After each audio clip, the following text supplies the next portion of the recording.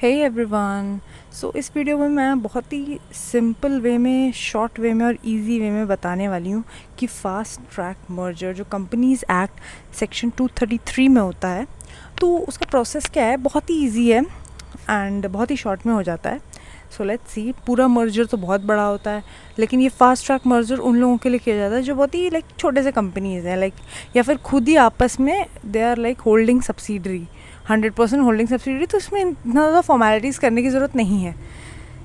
इसीलिए ये लॉ बना दिया गया कि चलो इनको छोटे में, शॉर्ट में निपटा दो, ठीक है। तो it applies to certain classes only. ऐसा नहीं है कि बड़े बड़े कंपनीज कर सकते हैं ऐसे फास्ट ट्रैक मर्जर को यूज़, ऐसा नहीं होता है। तो कौन यूज़ कर सकता है फास्ट ट्रैक मर्जर का प्रोसेस? टू स्मॉल कंपनीज मर्ज हो रही हैं, है ना, दो कंपनीज मर्ज हो रही हैं, तो या तो दोनों ही स्मॉल कंपनीज हैं, तो ठीक है, अलाउड है, आप फास्ट ट्रैक मर्जर के प्रोविजंस में आ जाएंगे।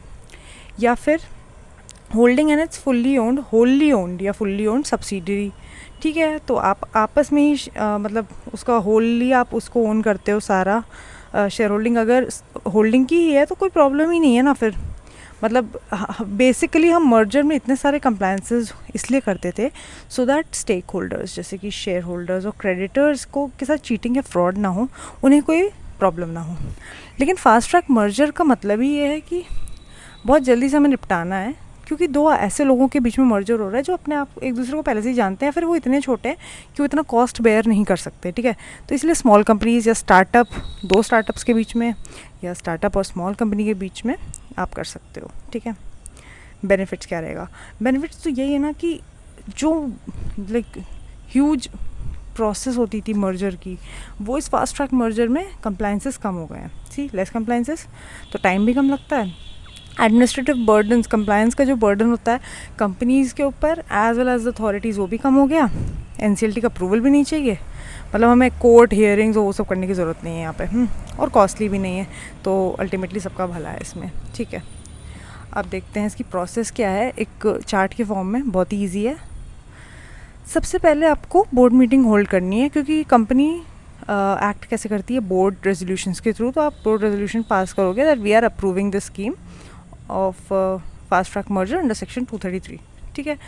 एंड देन आप ये भी अप्रूव करोगे that resolve that we are deciding to the company the meeting of the shareholders will be hand on so and so date. Creditors अगर कोई हैं आपके, होंगे ही, तो उनकी भी मीटिंग की, जो भी उनकी मीटिंग होनी है वो भी आप अप्रूव कर दोगे। उसी का notice will be laid on the table and जो डायरेक्टर्स हैं they will take note of it, ठीक है। फिर इसी में वो सारे रेजोल्यूशन और अटैचमेंट्स और एक्सप्लेनेटरी स्टेटमेंट भी आ जाएगा। और फाइनली फिर आप जो भी आपका टाइम पीरियड है, उसके बाद मोस्टली 21 डेज़ का ही होता है, उसके बाद आप ना करोगे मीटिंग होल्ड। और उसके बाद उस मीटिंग में मेंबर्स एंड क्रेडिटर्स, आपको सेपरेट मीटिंग्स होंगी ऑब्वियसली, आपको 90% लोगों का अप्रूवल चाहिए। यहाँ पे ऐसा नहीं है कि 75% मेजॉरिटी चल जाएगी, नहीं, ये एक बड़ा काम है। आप एक कंपनी की एंटिटी ख़त्म कर रहे हो, ठीक है, तो इसमें आपको 90% लोगों का अप्रूवल चाहिए ही चाहिए। ओके, आपको मिल गया वो अप्रूवल। उसके बाद क्या करना है? Send, you have to send that application scheme. जो भी प्रेस्क्राइब फॉर्म्स हैं, उनका यहाँ पे मैं नाम नहीं ले रही हूँ, कन्फ्यूजन हो जाएगा फालतू में। तो जो भी प्रेस्क्राइब फॉर्म्स हैं उसमें आपको एप्लीकेशन भेजना है, किसको? आरओसी या फिर ऑफिशियल लिक्विडेटर को, ठीक है। आरओसी या ऑफिशियल लिक्विडेटर को आपको अपना यही जो स्कीम है आपकी फास्ट ट्रैक मर्जर की, वो, और उसमें अटैच क्या क्या करना है आपको अटैच करना है कि हमने यहाँ पे इन लोग का अप्रूवल ले लिया है, बोर्ड मीटिंग में भी हमने कर लिया है। ये सारे अटैचमेंट्स लग जाएंगे इसमें, ठीक है। अब इन लोग के पास 30 डेज़ का टाइम होता है टू डिसाइड। ये लोग पूरा रीड करेंगे, they will go through each and everything आपके जो भी स्कीम में है, and also they will see that okay आप एप्लीकेबल हो under this fast track merger, और आपकी जो स्कीम है मर्ज होने के, तो उसमें क्या कोई प्रॉब्लम है जिससे हमें ऑब्जेक्शंस हो रहे हैं, या फिर हम आपको कोई सजेस्ट करें कि आप ये चीज़ और ऐड कर लो, ये चीज़ कम कर लो। 30 डेज़ के अंदर ये लोग आपको बता देंगे।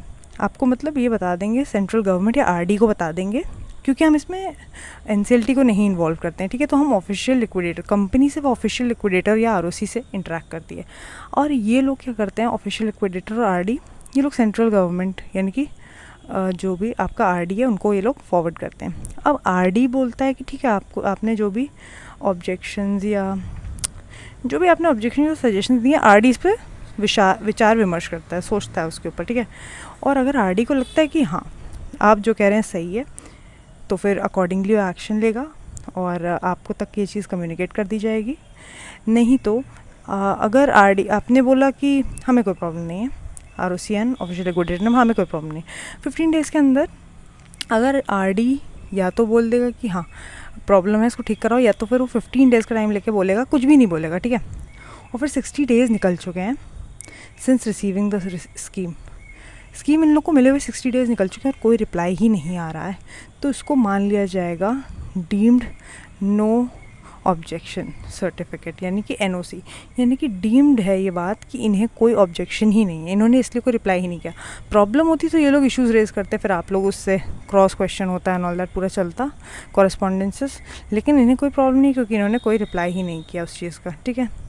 तो यानी आपकी डीम्ड अप्रूव हो चुकी है, जो भी इफेक्टिव डेट है उस डेट से आप लोग के सारे जो भी मर्जर के टर्म्स एंड कंडीशंस है वो फॉलो हो जाएंगे एंड फास्ट ट्रैक मर्जर हो जाएगा आपका कंप्लीट।